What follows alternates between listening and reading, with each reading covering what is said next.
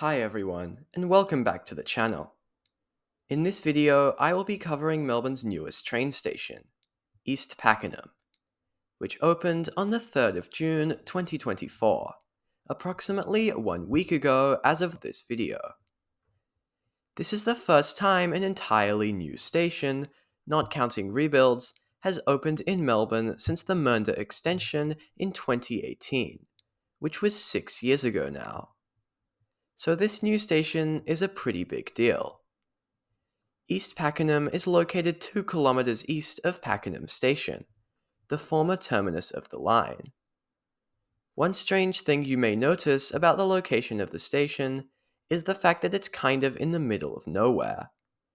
There's not many houses near the station, and the only form of development near it is this industrial area to the south.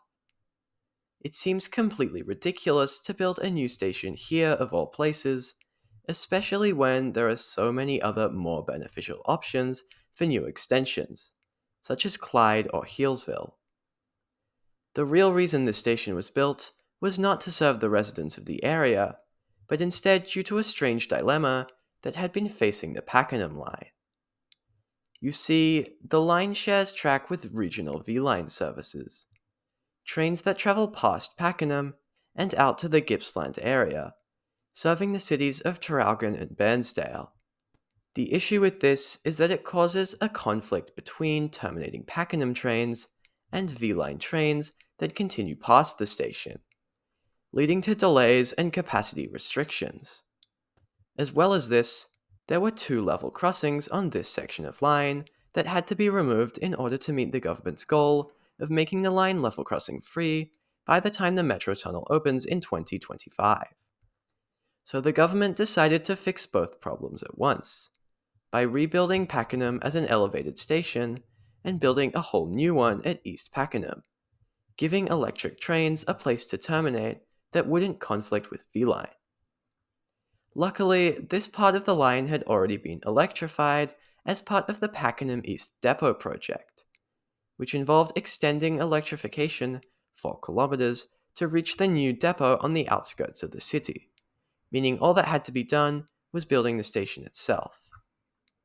East Pakenham officially opened to passengers on the 3rd of June 2024, and while I unfortunately didn't get the opportunity to ride the first train into the station, I was able to head out there later in the day. At Flinders Street, all the signs had changed to display East Pakenham on the departure screens, although the line itself was still referred to as the Pakenham line. For some odd reason, the trains themselves refer to the station as E Pakenham, despite the name East Pakenham being shorter than station names like Melbourne Central, which shows up just fine. It seems quite unprofessional and also completely unnecessary, so I have absolutely no idea why they did this. If you have any information about it, please let me know down in the comments. Pakenham was already the longest line on the Melbourne network, but with the new station it's even longer, taking approximately 1 hour and 13 minutes to reach the end. The sun had set by the time I arrived at East Pakenham. The next station is East Pakenham. The station is an island platform, with both sides serving terminating Flinders Street trains, and Gippsland trains running express on their own track around the sides of the platform. The station has small sections of seating and information displays, but is overall quite basic. There are stairs and a lift to the ground level. Another lift was still under construction. The station entrance is pretty simple when it comes to LXRP stations. A Myki reader and not much else. Here, station staff were handing out flyers, giving information about the new East Pakenham and the rebuilt Pakenham station. Unfortunately, there were no free biscuits provided this time, something that is usually common practice at new and rebuilt station openings. I assume this is due to the station's strange location. The southern entrance is down this path, which provides a great view of the station, and it leads to the industrial precinct. The northern entrance leads out to the station's main car park, which is accessible via stairs or a long ramp, which for some reason has this strange seat here. I'm not sure why someone would want to wait for their train on a ramp outside the station. Then there's the station car park, which seemed mostly empty.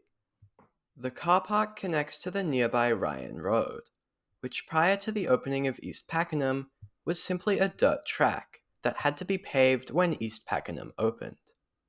Yeah, this station really is in the absolute middle of nowhere. The strangest thing here, however, is the absolutely massive bus interchange, with at least 7 different bays and shelters, for a station that doesn't receive any bus services.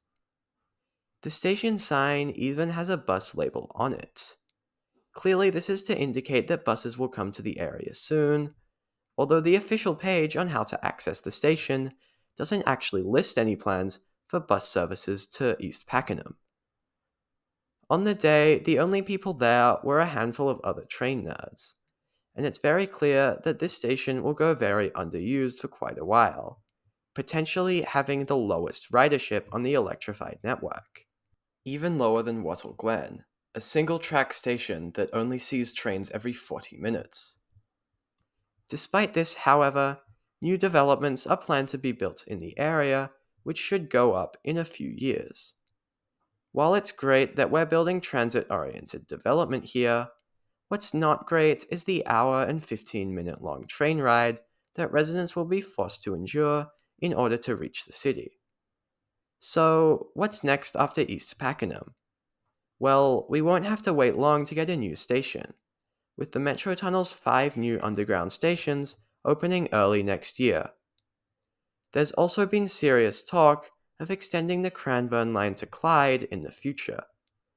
And while there hasn't been any official announcement about this yet, it's not unreasonable to assume that it's likely to happen soon. As for whether the line will ever be extended further past East Pakenham, I really don't see it happening anytime soon. The Gippsland Line's next station is at Narnargoon, which is a very small town of only about 1,000 residents, and it doesn't seem very likely that this is going to grow anytime soon. Anyway, thank you for watching this video. Please remember to subscribe if you enjoyed. Thank you to my channel members for supporting my channel. Also, I'm going to be leaving for Japan in a couple weeks, so regular uploads will cease for the time being. Don't worry, I'm not gone forever, and I will be back in a couple months.